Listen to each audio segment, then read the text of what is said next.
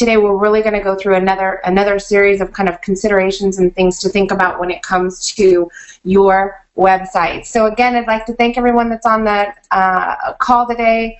I see we've got some real estate agents. We've got Miss Lisa with Dynamic Entertainment, Janice, Bruce, Meredith. We've got some HVAC companies on the line. Miss Ann Powers. Let's see here. Miss Holland, so happy to have you, a newest team member that we've just is joining us this week. So Sophia, you guys, Cheryl, everyone, Sherry Stark, I'm so happy you guys are all here and coming back again for another grueling week of listening to what might give you a headache or make you want to go back to bed, or possibly have a night with cocktails and yourself in your own mind. So first off, you guys, while I'm here, I want you to take a moment and use the chat box on the lower right-hand side of the webinar screen, and I want you to start dropping in additional websites you want me to look at. We got a lot of feedback from the last time we did a website evaluation, and there was a few people that wanted me to look at sites. But we didn't have time. We ran out of time because I was talking too much, too fast, and too long. So take just a second. Think about if it's your website, if it is your client's website, maybe it's if you're a marketing agency or a web design company and you want me to take a look at one of your customer websites or a project you have in development. And also if you are curious as far as what one of your competitors is doing, and you want to get some ideas on whether it's good, whether it's bad, and so forth, this is a great time for you to get real feedback that you can use in your business. So please take a moment, drop those sites inside the chat. Fantastic. I see them coming in right now. Bruce Waterman, I know you have some sites for me to look at. Fantastic. Miss Hollins, I see you posted yours as well. Perfect. Okay.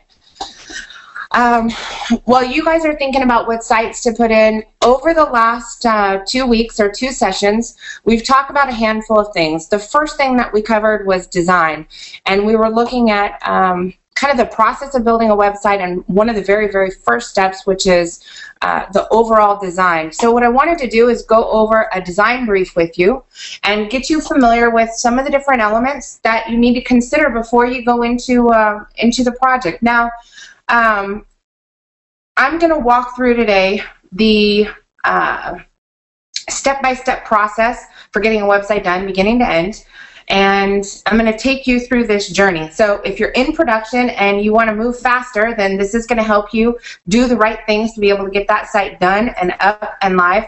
If you are someone that's considering making a decision, this is going to, again, take you through the process.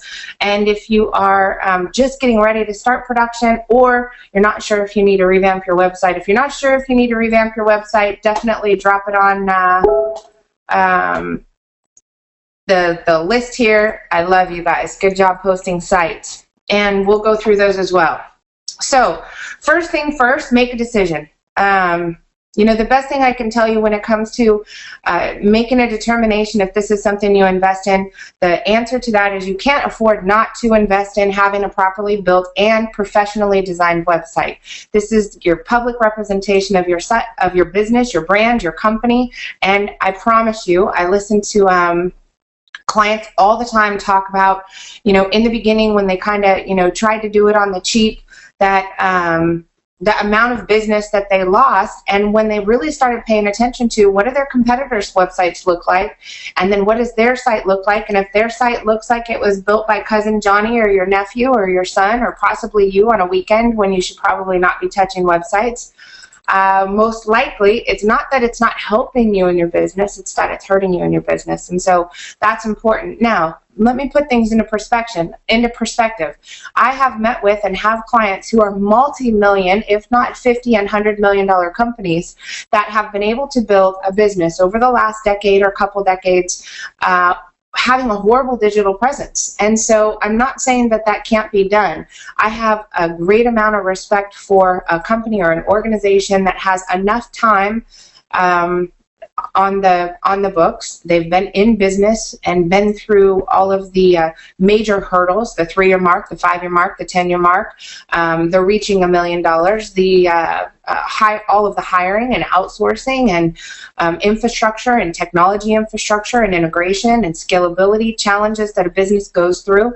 So I absolutely commend a company, mid-size or a large-scale company, that has been able to build a million or multi-million-dollar company, not leveraging digital media. Now, does that mean that it's not time to now? That question really has to do with, are you interested in doing business or competing with a new generation of marketers and professionals and business owners and strategists and technology majors that are going to absolutely have no problem coming into competition with you? I've had some interesting conversations, just to tell you a couple stories. One conversation, it was with a company that is one of the largest, this might sound silly to you, but this is a big business. They built public restrooms. So when you go to a park, you go to a rec center, you go to the rest stops on the freeways, they were in the business of building public restrooms. I'm not going to share with you the amount of knowledge I have in my brain about public restrooms and toilets, because that would be a bad day. However, that would be way too much stuff to talk about. However, I wish they'd talk about I'm sitting here with Scott, our video production guy. So, let's see here. Okay, so in their business, this gentleman had been in business for, 30 years. They built a $500 million plus company, and out of nowhere they called and they're like, we need help. We need help. And it was interesting because they said there was another company. There's only probably 30 major players in that industry, major players, people that you can consider, big competition for that industry.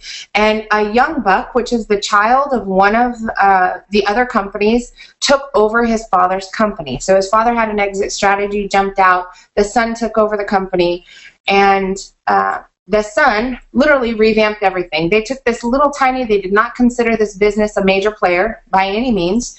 And the first thing that the kid he went into the business, he ripped down the website, put up a really hot looking, for a toilet website, public restroom website. It was, I shouldn't even say hot. It's not even right.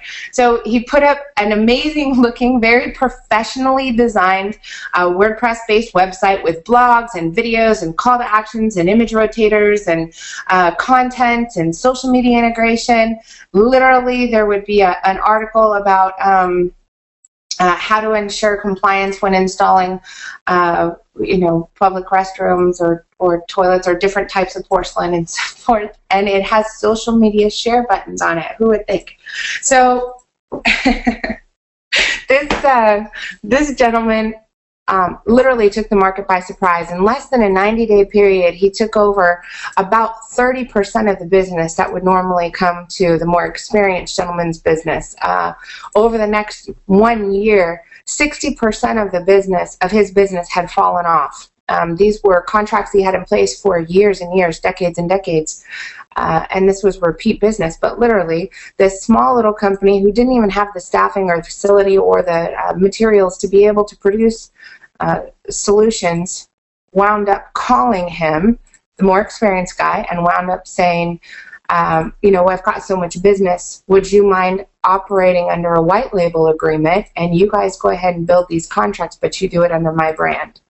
If you could imagine the gentleman who has the most experience and had been in business as long as he had, to hear that from this, what he kept referring to as this kid, calling him and saying, well, we've got some extra work if you guys want to do it, but you have to act like you are a company, was a problem. So that's only one of many stories. I had a law firm contact us a while back, and the attorney got on the phone, and the very first thing he started rambling about was this rookie attorney, this rookie attorney has taken all our business, and he focused on assisting people with DWIs. And this kid absolutely just got his just had passed the bar exam and started his practice and was operating by himself, and he started a website and a blog that was all about DWIs, and he started posting content about how they can use social media as leverage and proof and in cases in DWIs. He started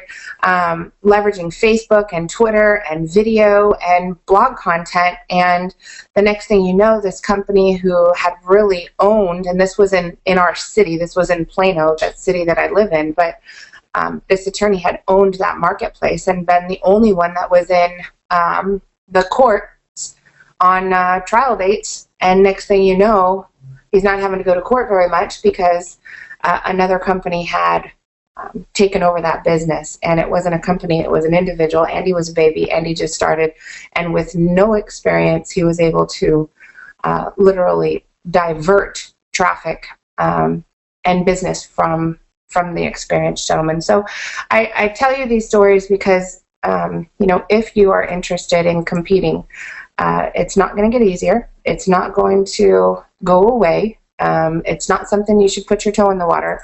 Right now, you need to be seriously considering how am I going to properly position myself in the most visible place in the world, which happens to be the internet and the social media and the video media environment. So, that being said, let's get down to business. First things first, as I said, make a decision to do it right. I'll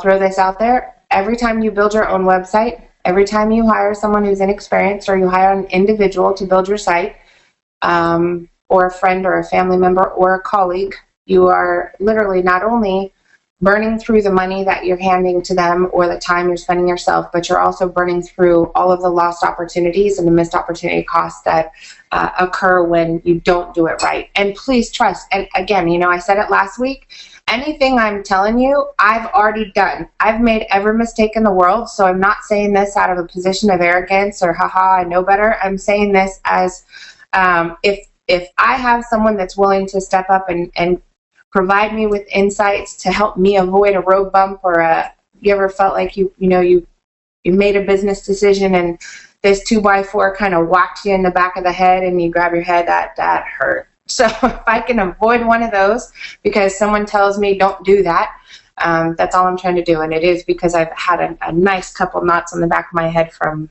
those 2x4s. So, all right, design brief. First things first. When you are evaluating web companies, there's lots of questions to ask. I'll give you an example. We have a reseller program for CI Web Group. So I want you to realize that not all web companies are created equal. We have companies who are digital marketing agencies. It may be a small business. They may have 2 or 3 consultants or web designers or social media marketers and so forth that quite frankly can't offer full service solutions. So they have their brand and literally they close the business comes to our team, our project managers, our developers, our designers, and so forth, run the business under their brand. So one question you want to ask people is, are you a white, who does your fulfillment? So start asking questions. Who are those team members? Let me just kind of give you an overview of the type of team members that they should have on staff. And this is for any web project. This is really important. Let me blow this up real quick. This is kind of just a budget for a company that's operating a digital marketing agency. Now, let's go through. These are staffing needs for a company that is who you're hiring to do your website. So they've got to have a business strategist, somebody that understands business. Hopefully that's operations, logistics, IT, finance. They understand products, pricing, service, market. They understand research, demographics, buyer personas, and more than anything, they know these people, which are all of these individual experts that you have to manage. So a business strategist, if you could imagine, these individuals down here, let me just go through a couple of them and kind of give you an idea. A website developer. No, let's start with the designer. A creative web graphics designer. They're the ones that are going to be designing your site, and they're going to fill out something like a design brief. So they're going to ask you a lot of questions. What your website is, what all your social media links are, where do you want your notifications for all your web forms, what kind of web forms do you need, what is the overall purpose of your website? Are you using it for branding, to generate members for your organization, to sell products and services, to sign people up for an event? Are you using it more operationally? Is it more sales and marketing based? Are you using it to free up some resources from a customer service standpoint? So the purpose of the website really needs to be honed down into not just to position myself online, but we've got to figure out in all of the different business silos and areas within your company, whether you're a one-person shop or a mid-size or a larger enterprise, there are different silos that have to be ran in your company, and the internet plays a role, or should play a role, in each one of those. So thinking about the purpose, what do you want this to do? The smaller you are, the more important it is. The bigger you are, the more important it is, because resources are expensive. If you think about having the ability to duplicate your message, replicate your message, and position you in front of your prospects, that's only going to happen a couple ways. It's going to happen from you being a physical asset, a physical resource, that you have so many hours in a day. You have a finite amount of time that you can spend marketing your business, doing presentations, selling, and so forth. So when you think about the purpose of your site, it must also be to take the time that you would normally spend presenting and replicate that. I'm popping all over here, so we're just thinking through the process of building a website, but I am going to let my ADD show a little bit today. So I'm going to go to YouTube and go to CI Web Live, which is one of our channels, and I'm going to click on videos. So this is I'm working on the same thing. The more resellers we bring into our program, the more affiliates we bring into our program, the more sales reps we bring into our program. The goal is to be able to help them function faster, to be able to help them sell faster, to be able to help them educate clients faster, to be able to help customers or consumers who are coming to our site get information quicker, make decisions quicker. So literally we broke down every one of our service areas. So let me go through this. So we broke down every one of our service areas into an individual video: strategy, content, branding, design, video, mobile marketing, social media, SEO, email marketing, CRM, blogs and websites, local review, and a welcome video to our website. Now, if I was to go into our design project right here, you're going to see our designers also made graphics that can be used on header images on your Facebook accounts. But if you'll notice, when you're getting organized for your website, thinking about each individual product and service and area of the site, what is your purpose for it, and breaking it down to its most finite element. Over time, your goal needs to be to design graphics, content, video, calls to actions, sales messaging, and informational elements that you can use over and over and over again. So you'll notice we have content writing, and down here we have content writing, and then on our new website that we launched, we'll have a page called content writing that will have the search engine content on there. So it'll be website content writing something, so whatever the key phrase is our SEO team tells us to use.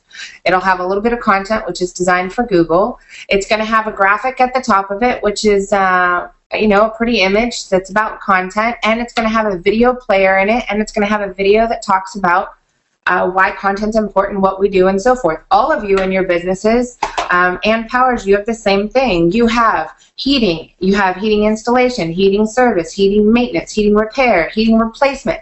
You have air conditioning, you have ductless and induct. You need to be able to go through what are the benefits of each one of those, and every time you create that video, that page, that content, and that graphic, which that's your little suite of marketing tools, you are allowing yourself to properly design your site as well as market, whether it's social, search, web, everything all at once. So I'm not saying that in an individual or your very first website that you're going to be able to do all of these things, but these are the elements that you definitely need inside a website. I'm going to go back to, this is actually very few tabs opened compared to now. What's your unique selling proposition? What's different? This is often going to be a welcome video to your website. What's different? What do you do? This is going to be important, and what the design team is going to need in order to be able to really consider how to best service you. Next, theme or feel of the site. Do you have specific colors? Do you have a branding matrix? Do you have a brand chart? Do you have certain PMS colors that you want to use, and so forth? Preferred colors, target audience. Breaking down your audience. A lot of times people only think about who they want to sell to. Make sure when you're looking at what your target audience is, you're going to have content on your site that is there to serve your existing clients. You may have content that is there to serve prospects, or which are your new prospects or new industries, and you may also have content that is there to serve strategic partners, resellers, affiliates, members, and so forth, attendees. So making sure that when you're thinking about this element of your site, that you carefully break down each one of those. Headers and taglines. Hopefully you've got a brand and you've got a tagline and so forth. If not, so I'll give you some examples real quick. Let's see here. So for the Jennifer Bagley brand, let me see, I know one of these I have a tagline on. There.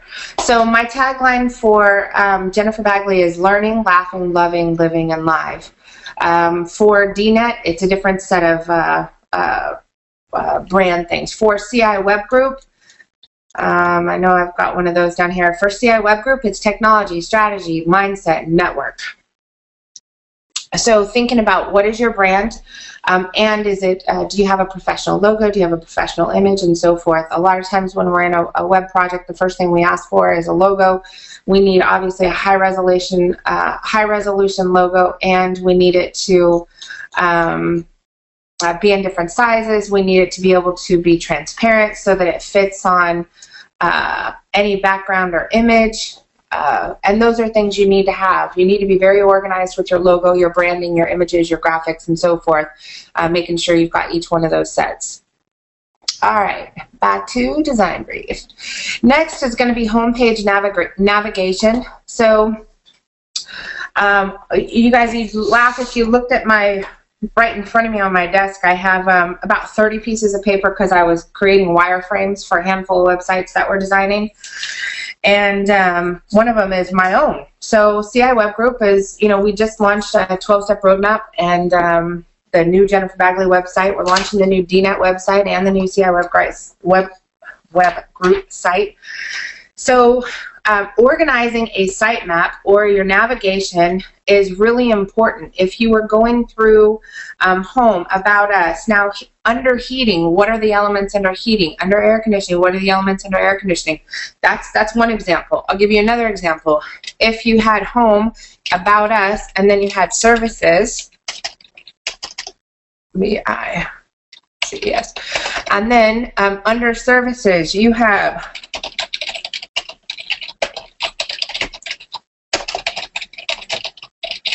for example,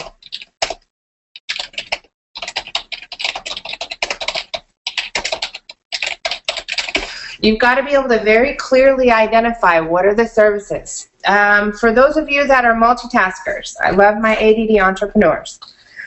If you have more than one business that you operate on, or you operate within, or you're trying to operate, I want you to think about your website not only has to please Google, but it has to please real people. When you start stretching yourself across non-related industries and putting multiple things on the same website, such as I do web design, I sell coffee, I do massages, I also can do your taxes on Fridays. Or once a year. Instantly, you're going to lose credibility on Google and credibility with consumers. It dilutes your message, dilutes your business, dilutes your efforts. I recommend two things. One, I want you to read my coach, Tony Jerry's book, Strategic Acceleration. And I want you to focus on three things. One is you need to gain clarity so that you can focus. You need to focus so you can execute, and you're going to need to execute within that initial established clarity and mission and vision to be able to win. When you're trying to cross-represent or market multiple products and services, especially when you start crossing industries, you're selling to consumers, you're selling to individuals, you're selling to large companies, you're selling to homeowners. You're really, again, it's a dilution of efforts. You are a resource that only has a certain amount of bandwidth. I've even seen it in the HVAC industry. We've got, a handful of clients that decided they were going to, and this is the difference. The HVAC companies that I know, and I've consulted with probably 6,000, the ones who focus on heating, air conditioning, indoor air quality, ductless mini split systems, a handful of those items.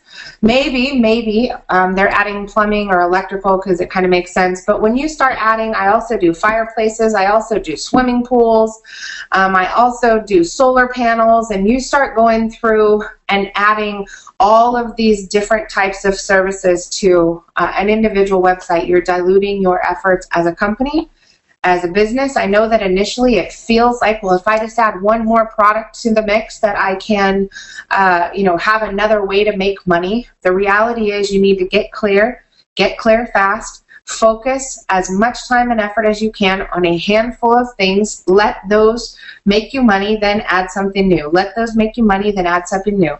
Bootstrapping a marketing program is critical to most businesses. What I mean by bootstrapping is, if I have a big budget, then I'm going to be able to go after web design, SEO, social media marketing, video production all at the same time. If my budget is smaller, forget it. Pick two. I'm not going to go after SEO because competing for SEO as an SEO company in an SEO world is you can't do that. But pick two that you can make money with the fastest. So the goal in a digital marketing environment is you want to invest all of your time, energy, and resources in one or two things. Get those babies live, get them making you money, focus your efforts on building content, building video, building connections, building graphics, and so forth in that particular industry. Get your phone to start ringing, get lead forms to start being filled out, get some new leads, opportunities, start converting some new business. Then you can focus and add another area. ADD for our little lovely entrepreneurs and marketing professionals is beneficial because you can multitask, and absolutely a total distraction because it derails you from your purpose as well. So be careful with that as well, and I suffer from it too. So, all right. Next, sliders. When you look at sliders, this is typically the first thing somebody's going to see when they come to a website. So you really want to use this area to quickly present a beautiful message that the second they get here, they know exactly where I'm at. So I just landed on Jennifer Bagley's site. What is she? Well, she's a keynote, a strategist, a speaker. She does keynotes, and she wants to be booked to speak. She also has a webinar series. Here's a brochure, download a bio. She's very happy. And she does keynotes, breakouts, TV and radio, and so forth. Now, additional sliders, just to kind of give you an idea. So for 12-step roadmap, we just launched a handful of new sliders. What are the top 3 to 5 things you want to communicate on your website? So since I've been using HVAC, we'll just keep rolling with that. For heating and air conditioning, it may be that you want to promote incentives or rebates that are happening from your manufacturers. It may be that you want to focus on financing options. Because when somebody comes to the site, they think, replacement of an air conditioning unit or getting into the ductless system is something they can't afford in their budget. So financing may be important. It may be that you want to focus on all of the brands that you represent. So if you represent Trane and Daikin and Mitsubishi and so forth, then you may want to represent those brands. It may be to drive people into some type of a call to action, such as a newsletter, or if you're a smart marketer, you're using some type of event-based marketing system. And what I mean by system is a process, a systemic way of bringing new individuals to your business as well. So you'll notice for 12-step roadmap, we concentrate on learning. The smartest people love to learn. High achievers come here to get real results and avoid stagnation through our experts, consultants, through constant information and push for self-improvement. Successful people help others be successful as well. I'm going to read this because I think it's important. No one has enough time, yet everyone has all the time there is. What you do with your time is what you accomplish with your life. So right now, if your brain is spinning and you're thinking you want to drop off the call, come back next week, just remember, if you find yourself saying out loud or to yourself, I don't have enough time for this, I promise you it is self-inflicted. We all have the exact same amount of time. Whether you're Bill Gates, you're Jennifer Bagley, you're Ann Powers, you're Scott Smith, you're Miss Holland, you're Denise, no matter who you are, everybody has the same amount of time. The decisions that you make with your business are going to give you the results you currently see in your business. So I just want to throw that out there. It's something that Tony reminds me of all the time. And I'll tell you, for me, I've gotten very, very good at eliminating distractions. Sometimes it's people, sometimes it's work, sometimes it's processes, sometimes it's customers, sometimes it is thoughts and feelings. I don't get attached to shiny objects because the process of you being able to implement these systems that are going to work for you are going to require you to make some decisions and eliminate the garbage so that you can focus on high leverage activity. So back to slides. That was my another ADD moment. Coaching is an investment in your business and yourself. Winning, helping others win. Our coaches look for ways to create wins by connecting people with the right knowledge, expertise, and sometimes the right people to help them get the results that they want.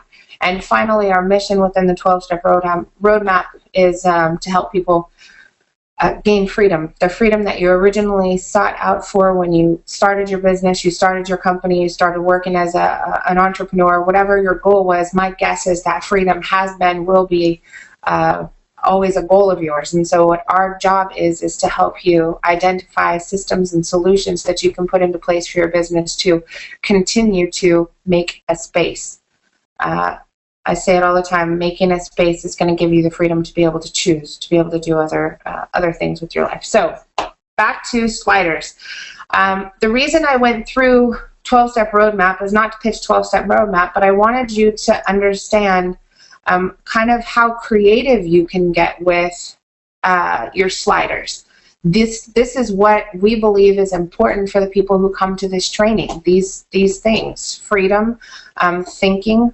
The world you have is created based on a result of your own thinking. Change your thinking, ultimately change the world around you. So each one of these, this is our mission. For your business, you're going to want to think of what are the 2, 3, 4, or 5 things that you can share. The more captivating they are, the more slides you can have. Typically between 3 and 5 slides is about all that's going to be seen on a website unless you really, really got it going on. Okay, next, what calls to actions do you want on your homepage? A call to actions.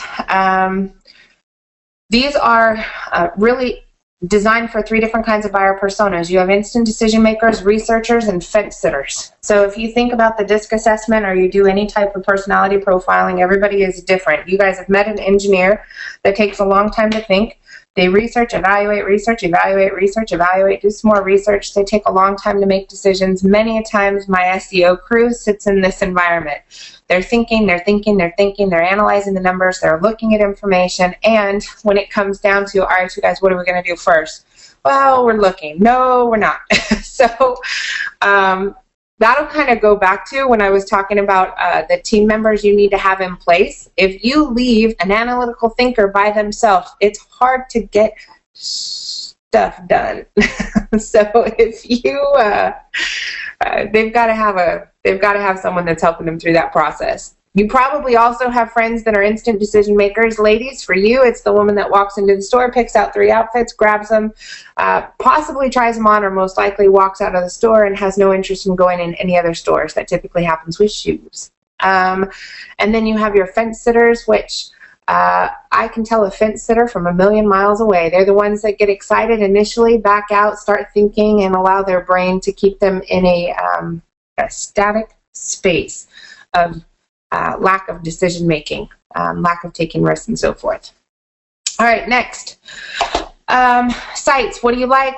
Well, you know, we have this on here, and it's kind of an old school way of finding out what people like. Usually what happens here is when I say, give me some sites that you like, tell me why you like them, I go look at those sites, and for me, I'm instantly going to say no, no, no, no, and no. Because usually a consumer of a new website is looking at some of the wrong things. And so it's good to get an idea of what you like, why, primarily from an education standpoint, so that we have a conversation about what works, what's important, why it's important, and so forth. Next, stock images or images. We highly recommend that you use your own photography as many times as possible within your own websites. In our sites, for example, under resources, we've created this suite of quotes you guys absolutely can use in your marketing efforts, but this is our photography. The majority of these pictures were taken when we were traveling, and feel free to use these, but it's important to have your own images and so forth. There's a story to tell behind it. It's more real, it's more authentic, and it's not going to look like every other website with all the stock images out there. So if you've got places in your site that you can integrate your own photography, just makes me think of the British Virgin Islands. Actually, this one does more. I love this trip. If you haven't been on a 10-day trip on a catamaran to the Virgin Islands, you should go. Okay. Back, master design. What do you like about your existing website? So yesterday we met with Superior Air Systems, one of our new clients. They're just getting their first designs back this morning. I think they put in their design brief day before yesterday. And the owner loves the color orange, and it's a specific orange. So if it's a color, if it's content, if it's information, whatever you like, you're going to want to let people know. What do you not like about your site? Do you have e-commerce? If so, what kind of payment gateways are you using? You know, how many products do you have? What kind of attributes do you have? Can you provide us with your corporate logos? Again, we're asking ideally in vector formats, EPS, PDF, or PSD files. Do you have images, sketches, or documents that we can reference for the designer? So the cool part is I'm a typical control freak female, so when we sit down and do a design brief, I typically like sitting with the clients and going through this document, and then I usually draw pictures. I'll show you an example of what that looks like. So if you are a creative type, let's go. What did I draw recently? Let's go back to dashboard. How about, we'll pull this one. Okay, so don't laugh, but these are my little pictures. So I give the designer ideas, like this is the header area of a site. Here's the next area of the site. That's a footer. I may have something in the middle. This is the middle, featured articles, featured videos, featured members, call to actions, Facebook. So this is my little sketch. And with that, this is what our beautiful designers put together. Think about that. With my, with that drawing you just saw, this is the design that our creative folks are able to put together just simply with that. So remember, we talked about logo, we talked about taglines, signing up, members. So for us, this was important for this particular site. Our sliders, and these are all these little squiggly areas that we put on there as well. Yourself, your home, your health, your business, your wealth, and everything else. And this is what they come up with. So this is a membership-based site. By the way, all of our clients have access to market on this site in addition to their own. It's a great way to create backlinks and this is just a killer marketing engine. So, and collaborative marketing practices as well. Back. All right. So this is what we mean by sketches, my little ugly drawings.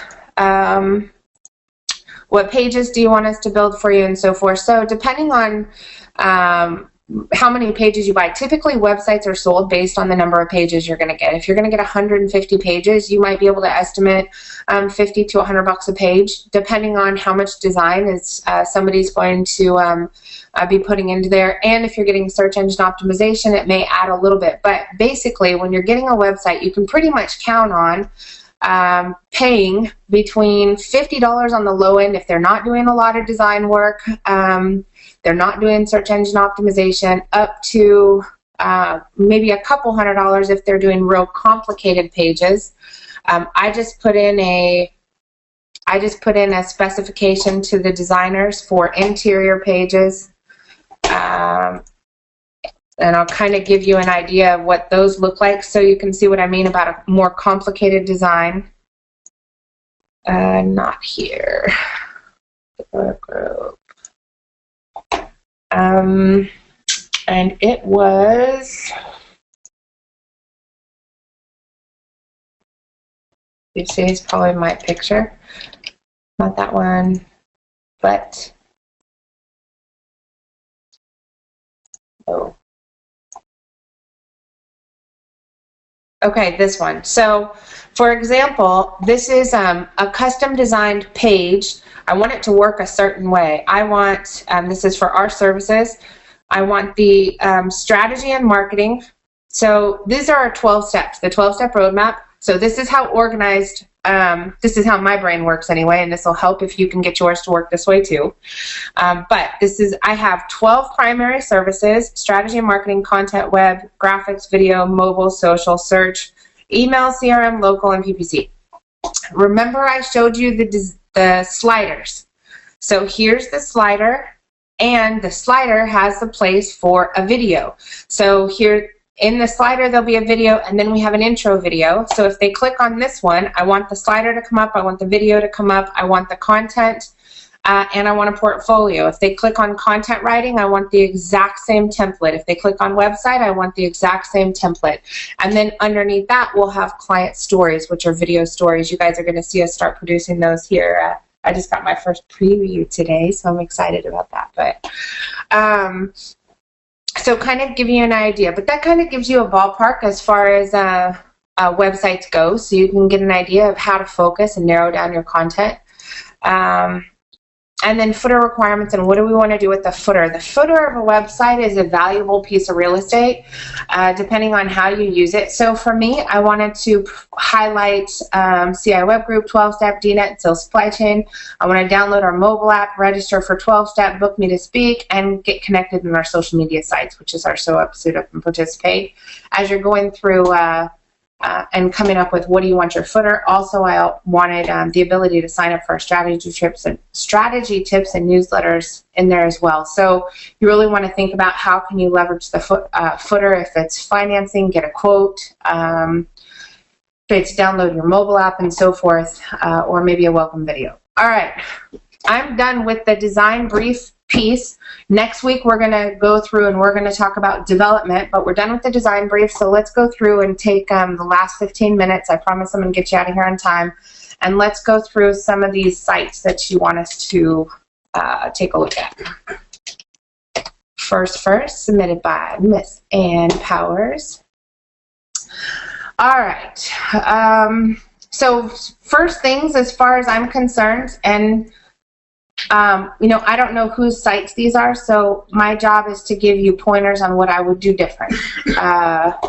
We're not using the header area very well at all. The navigation is gray on gray, which is very difficult to see. It's a very small print. It doesn't stand out.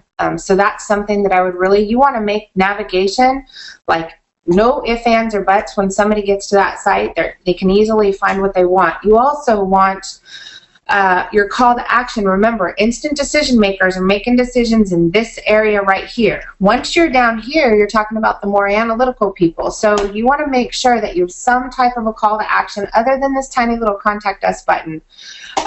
Now, because this is a heating and air conditioning place, I know this is a brick and mortar business that has specific areas that they focus on. If I come to this website, I need to instantly know that I'm in the right location or that you service my areas. So for an HVAC company, coming here and having, do you operate, do you have 24-hour emergency service? What cities and surrounding areas do you focus on, or counties and surrounding areas do you focus on? What is your phone number for emergency service? How can I get an estimate or get a quote quickly or schedule service? So this entire area up here is a waste of space. I don't understand the physical design of the site because I don't understand the color schemas. The blues don't match the gray on gray, the on hover navigation. Let me just see something. None of the site is responsive. So it's not designed for mobile devices. This site needs to be replaced for multiple reasons, from a design standpoint as well as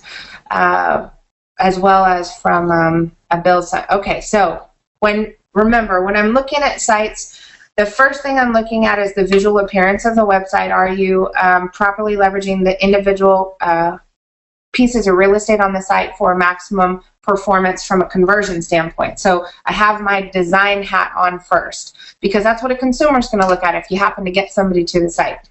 Now, the header area, I would redo the sliders. I don't think, well, let me see something here. The website is not full width and it's not responsive. So a website should be around 1,000 pixels wide. That's industry standards. This is about, I'm going to guess, 890, 920. So you're missing real estate on the sides here. Not sure why that would happen. Now we have a new color of blue. So now I'm just going to be a girl. This blue, that blue, this blue, too many blues. Then we move into Facebook blue, which the only two that actually match would be these shoes and that belt. I mean, that logo and the Find Us on Facebook. So again, we're using random colors of blue. And now I can, I guess, see if we're going to try and match our logos. But we have a little bit of text, which you need on the front page. The banner, I'm not in love with the banner. This looks like a, what do you call those? What are those pictures, Scott? Those little graphics you get off like what that video Tony Jerry came out with has what in it? Clip art. Right. So instead of using clip art, having an actual design element in there, I think would look a lot better. Same thing with the buttons here. All right, get us social media. Is typically, there are two standard places to place Find Us on or connect with us on or visit us on, Twitter and Facebook and so forth. It's going to be in your top header area right up here and in the footer area, which is down here. The reason you don't want it in a sidebar is you want it to display on every page and you want it to be in the consistent place that people are used to seeing it, which standardization is going to put it top right corner or in the footer area, which is in the bottom, which we're not even using a footer here. This is really just a template. So we've, if we're going to do this, and we're going to highlight these, we're taking up a lot of real estate here for something that we could put into a rotator or a slider. Let me see if I can come give you a sample of who's got that.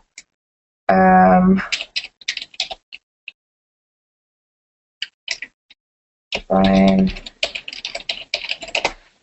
I'm guessing this is a development site. So here's a sample of how you can display our brands and so forth. All right, now, so I would probably do that with these. All of this quick information this should be dropped into a footer. It should be on every page. So I would have most recent blog post. I would have we accept the following credit cards, follow us on these social media networks, and quick information for office. Or get rid of the social media, drop the social media under here, and then I would put the get an estimate, which is going to be your most important things on this is get an estimate, but putting it on a sidebar. Let's see how they have the other pages. So we lost the sidebar when we went to the page. Actually, we kind of have one, but it's not really. So service areas for an HVAC company, that should be a homepage item. The areas that you primarily service should be on the front page of your website. Over time, you want to create one page per service area, and you want to link these. Affiliations, it doesn't matter. You can put that on an interior page. Mostly that's important to you versus important to everyone else. And again, these should be, if we want to put them on every page, we need to put them into the bottom of a footer area. All right. Testimonials. Here we've kind of slapped testimonials on one page. There's other ways to do this. You could put it on the front page with a rotator that's having these testimonials scroll through. That's visually more appealing. Also, you could use blogs and make each one of these a category and use a heading so that you actually get some search engine benefits from the testimonials that you get. So you create a category titled testimonials. Each post is an individual post with its own page title, and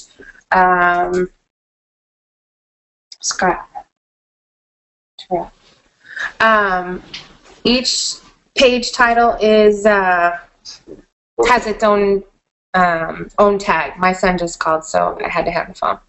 All right. Let's see here. Services and products. So this is the worst page on the entire site, especially since these are clickable. No one searches for the word services or our services, so this page has no value. Write this down. One page, one thought. One page, one thought. So instead of services, it should be heating, and then it should be heating installation, heating maintenance, heating repair, heating warranty, heater replacement. Same thing with air conditioning, same thing with indoor air quality. So if this is a competitor site, I would not worry. Learning Center, no one's going to look for Learning Centers. Little bloopers like this, not having a hyperlink like this, or a dash in between these words, makes this, Google is trying to file a word called Learning Center, which is not a word without the hyphen. So it should look like this. These are valuable pages. I would not have done this. I would have put a page titled Honeywell Focus Pro Programmable Thermostat in the title. So make it an individual post. You can create a blog category. Remember, your blog is more powerful than your pages. So any opportunity you have to create a dynamic piece of content where you're adding on a regular basis, you want to do that. Thermostats, and each individual thermostat is its own post. That way you're getting search engine optimization benefits and listed in Google for the phrase Honeywell Vision Pro blah blah blah programmable thermostat. So if somebody's looking for a programmable thermostat or a replacement thermostat, or they're looking for the carrier edge, relative humidity, or so forth, then they're going to be able to find those. But when we take and we put things on our site like Learning Center, that has no value. Our work, another no value page. Now if you had a gallery for each one of your, if you said air conditioning installation pictures, or air conditioning installation gallery, air conditioning replacement gallery, heating replacement gallery, heating installation gallery, commercial heating installation gallery, commercial residential heater or air conditioning installation or replacement gallery, then you're actually going to have some benefit. For this, you work for your website doesn't work for you, and the contact us page is another junk page. There's some coding issues and whatnot, but all right. So next site, hopefully that's helpful. Let me see here. Sophia, I'm so glad you love the new site. Todd, I'm glad I could make you laugh this morning. Let me grab another site. I think Todd knows me so well. He knows when I'm just giggling to myself, and now he's entertained by that.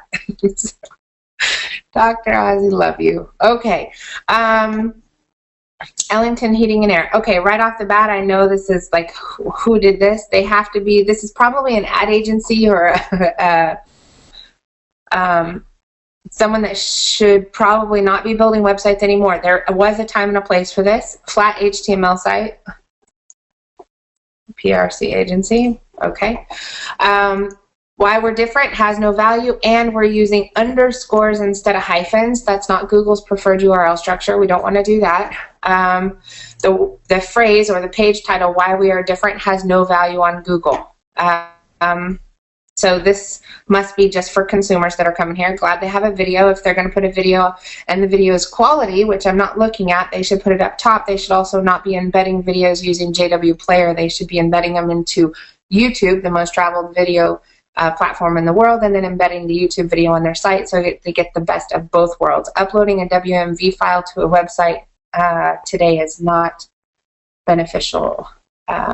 It's kind of an old school practice. All right, next, products. Again, too generic. The word products has no value, so this isn't going to be properly indexed in Google. Then we're going into air conditioning products from Ellington AC and Heat. Let's see what happens when we get here. Now, this is a horrible from an SEO standpoint. So at first, visibly, if the site looks old and it looks, it just looks older. But when we get into the individual products, so they're titling this product, product-list.php ID equals AC. So if you gave Google a file and you said, I want you to file this so people can find air conditioners, but we labeled this page product list PHP ID equals AC, it's going to have no value. And I have no value pages on my sites. Don't get me wrong. I know the difference between my pages that are junk drawer pages and my posts and pages that are designed specifically for search engine optimization. If it's a junk drawer page, it is what it is. Let it just be that. Drop it to the side. Don't put energy into it. Just make sure it's clean and presentable. And then if it's a sales page, absolutely make sure that you're properly optimizing it. So here we had an opportunity to be able to optimize each one of these different. Let's see what happens at the individual.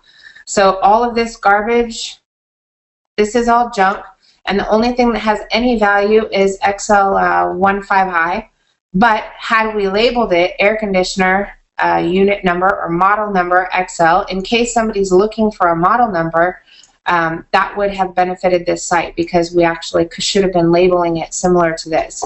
This is, you know, ASP sites, .NET frameworks, and so forth typically produce sites similar to this. A lot of it has to do with just their programming.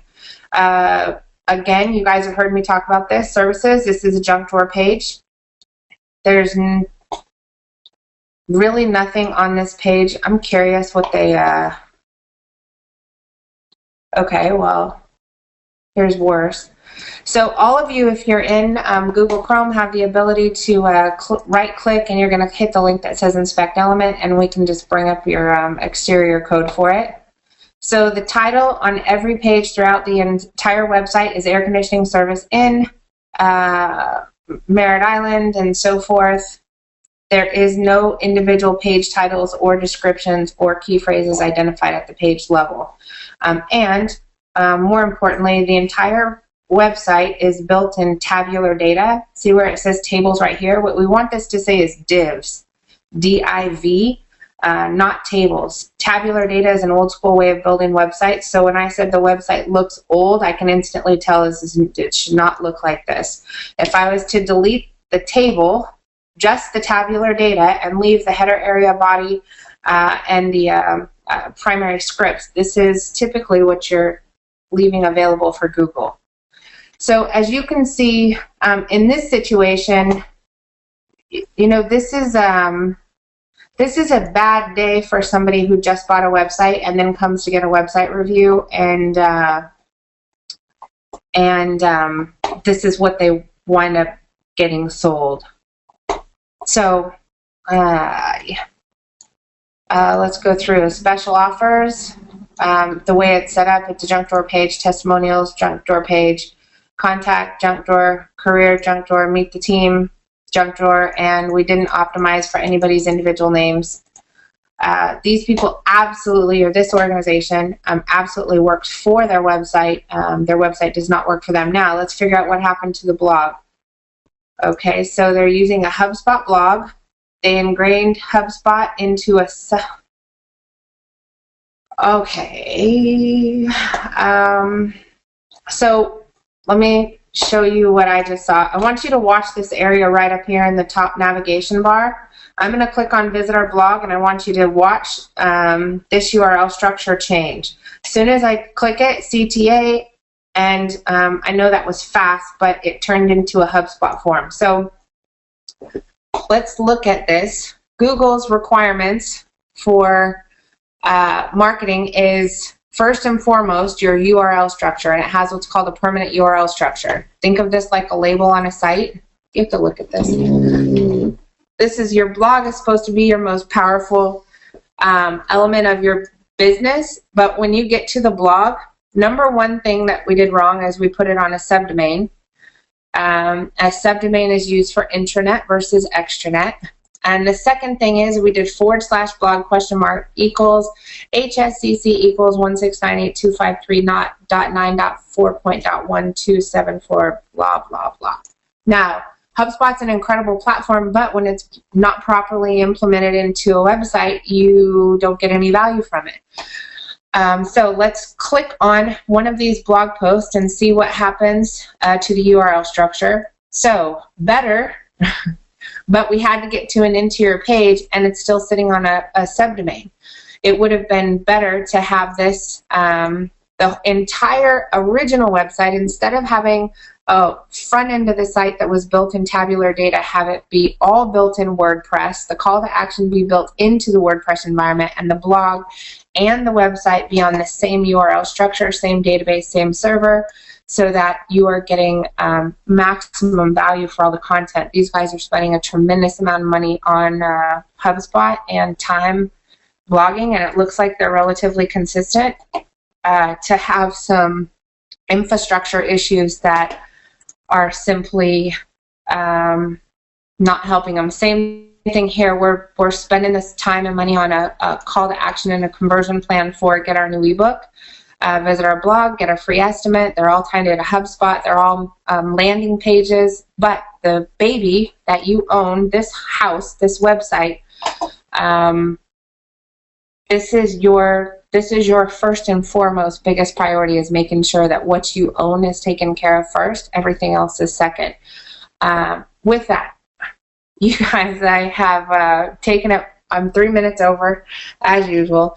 I hope this is helpful. If you are currently, if you have a site that's live and you've had it live for over 18 months, you need to be thinking about a redesign. Depending on how many pages that you have, you could consider, like I said, between $50 and $100 per page, or you guys, you know, depending on if you're doing a batch, you're probably looking at like $1,500 to be able to get a custom design from a well experienced designer, and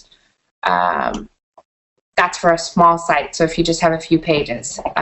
Or if you just want to revise your home page and leave the interior pages. So there's different ways that you can be thinking about, how can I get my website a new outfit, which you need to get it a new outfit at least every 12 to 18 months. And if it's core infrastructure issues like some of the things we've seen in these sites, then this is a complete rebuild. And if you are in production right now, it's going to be very important that you guys start thinking about that design brief and really getting organized in all of your different services. What are the graphics that are needed? What are the videos that are needed? What is the content that is needed? The more organized you are, the less piecemeal revisions and decisions you make with your website, the faster your project's going to go. For someone that comes to the table, they have all their content, their sitemap, they know exactly what they want, and they're not fidgety or you know, on the fence or confused about their brand or their message or their products or what they want it to do or say. literally you can have a website built in 2-3 weeks, maybe 4 weeks. The more discombobulated you are with your approach, submitting small changes, taking a long time to respond, not having your content pre-prepared before you get out or directly after you get out of the design phase, because that's next. Design is first, content is second, development is third, and you want that to move very, very, very fast. So the way to do that is just planning and organization. The more organized you are, the faster you can execute. The faster you execute, the faster you win. With that, I hope you all have an awesome day and have gained some piece of knowledge that you can use in your business to achieve accelerated results. If you've got comments or feedback, please feel free to go to any of our fan pages, 12-Step Roadmap, Jennifer Bagley, CI Web Group. You can go to my personal page. Don't send me a private message. Post it on the wall, even if you want me to stop with my jokes or whatever it is. I love the feedback, and I love being able to get you guys exposure in front of our network. So I appreciate your time today. Have a great day, and let's do something to help your business grow next year today.